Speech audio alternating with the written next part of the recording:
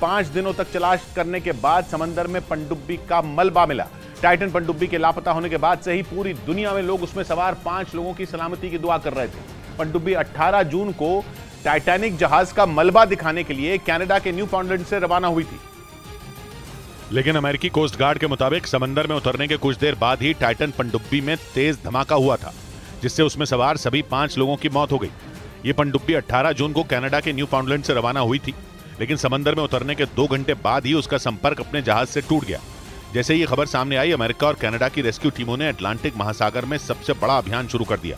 बाद में ब्रिटेन और फ्रांस की नौसेना भी इस अभियान से जुड़ गई, लेकिन 5 दिनों तक समंदर में चप्पे चप्पे की तलाशी के बाद उन्हें टाइटन पनडुब्बी का मलबा टाइटैनिक जहाज के मलबे के नजदीक मिला।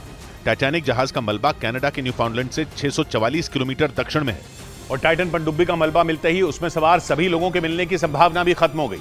अमेरिकी कोस्ट गार्ड के मुताबिक पनडुब्बी में भारी दबाव के बाद हुए धमाके की वजह से यह हादसा हुआ, जिसमें टाइटन पनडुब्बी में बैठकर टाइटैनिक जहाज का मलबा देखने गए 5 लोग अपनी जान गंवा बैठे। रेस्क्यू ऑपरेशन को खत्म करने के बाद अमेरिकी कोस्ट गार्ड के अधिकारियों ने इस हादसे में मारे गए सभी लोगों को श्रद्धांजलि दी। I offer my deepest condolences to the families. Titan पनडुब्बी में 5 लोग सवार थे, जिनमें ब्रिटेन के कारोबारी हैमिश हार्डिंग भी थे, जो एयरक्राफ्ट कंपनी एक्शन एविएशन के चेयरमैन थे। उनके साथ पाकिस्तान के सबसे अमीर कारोबारी शहजादा दाऊद और उनके बेटे सुलेमान भी इस पनडुब्बी में सवार थे। इनके अलावा फ्रांस की नौसेना के अधिकारी पॉल हेनरी और टाइटन पनडुब्बी बनाने वाली कंपनी ओशन गेट के सीईओ स्टॉकटन रश भी इसमें मौजूद थे। उधर अमेरिकी कोस्ट गार्ड का दावा है कि अटलांटिक महासागर में टाइटन पनडुब्बी का मलबा ढूंढने में रिमोट से चलने वाली मशीन ओडिसियस 6K ने बड़ी भूमिका निभाई। दावा है कि इस पनडुब्बी की तलाश में अटलांटिक महासागर का हजारों किलोमीटर का इलाका छान मारा गया और इसके लिए दुनिया भर से कई जहाजों को भी लगाया गया। लेकिन 5 दिनों तक चले इस तलाशी अभियान के बाद टाइटन पनडुब्बी के मलबे को ढूंढने में रिमोट से चलने वाली ओडिसियस 6K मशीन की सबसे बड़ी भूमिका रही। अमेरिकी कोस्ट गार्ड के मुताबिक इस मशीन को अमेरिका की एक कंपनी ने बनाया है, जो समंदर की सतह तक जाने में सक्षम है, और इसी मशीन ने 22 फीट लंबी टाइटन पनडुब्बी की तलाश में टाइटैनिक जहाज के आसपास के पूरे इलाके को छान मारा। दावा है कि काफी तलाशी के बाद ओडिसियस 6K मशीन को टाइटैनिक जहाज के नजदीक ही टाइटन पनडुब्बी का मलबा मिला। इस बीच अमेरिकी नौसेना ने दावा किया कि उसके खुफिया हथियार ने टाइटन पनडुब्बी में हुए धमाके की आवाज सबसे पहले सुनी थी। अमेरिकी नौसेना के मुताबिक उसने कई दिन पहले ये आवाज उसी जगह सुनी जहां अंतिम बार टाइटन पनडुब्बी ने अपने जहाज से संपर्क किया था।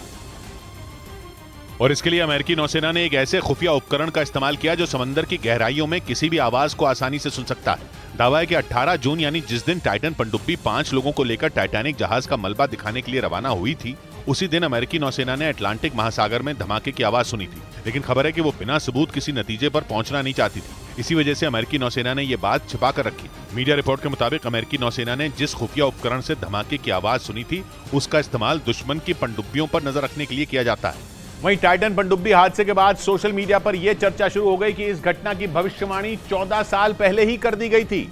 अटलांटिक महासागर में 18 जून को रवाना हुई टाइटन पनडुब्बी में धमाका होने से उसमें सवार 5 लोगों की मौत हो गई और ये सभी लोग टाइटैनिक जहाज का मलबा देखने गए थे। इस बीच टाइटन पनडुब्बी हादसे पर ये अटकलें भी शुरू हो गईं कि 2009 में ही इस घटना की भविष्यवाणी भी कर दी गई थी। अमेरिकी मीडिया रिपोर्ट के मुताबिक 14 साल पहले अमेरिकी animated TV series the Simpsons में इसी तरह के हादसे को दिखाया गया था। उस शो में भी एक पनडुब्बी समंदर में फंस गई थी और फिर तेज धमाके के साथ वो तबाह हो गई थी। दावा है कि इससे पहले भी इस सीरीज में दिखाई गई कुछ घटनाएं सच साबित हुई हैं। खास बात यह कि इस सीरीज को बनाने वाली टीम के एक सदस्य पिछले साल टाइटन पनडुब्बी में ही सवार होकर टाइटैनिक जहाज का मलबा देखने गए थे।